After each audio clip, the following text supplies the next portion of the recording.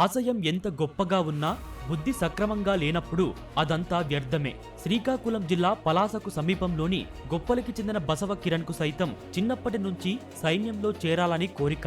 అందుకు తగ్గట్లుగానే కష్టపడి చదివి ఆర్మీ జవాన్ ఉద్యోగం సాధించాడు. అయితే దేశ సేవలో నిమగ్నమవ్వాల్సిన కిరణ్ చెడు వ్యసనాలకు అలవాటు పడ్డాడు. ఆన్లైన్ బెట్టింగులకు అలవాటు పడ్డాడు. అత్యాశతో పెద్ద మొత్తంలో డబ్బులు పోగొట్టుకున్నాడు.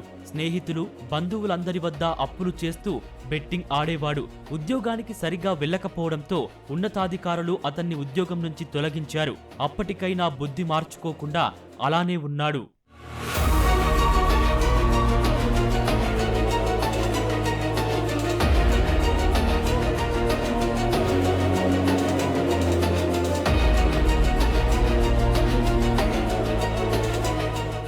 ఒకవైపు ఉద్యోగం పోయి మరోవైపు అప్పులు ఇచ్చిన వారి ఒత్తిళ్లు ఎక్కువవడంతో కిరణ్ చోరీల బాట పట్టాడు.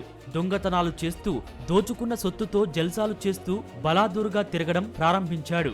అయితే విశాఖ సీతమ్మధారకు చెందిన విక్రమాదిత్యవర్మ కుటుంబం ఊరు వెళ్లడంతో ఆ ఇంట్లో కిరణ్ చోరీ చేశాడు. ఊరు నుంచి తిరిగి వచ్చిన విక్రమాదిత్య కిటికీ తొలగించి ఉండటం, ఇంట్లోని సొత్తు చోరీకి గురవ్వడంతో పోలీసులకు ఫిర్యాదు చేశాడు. సీసీటీవీ ఫుటేజ్ ఆధారంగా బసవ కిరణ్ ను పోలీసులు అదుపులోకి తీసుకున్నారు.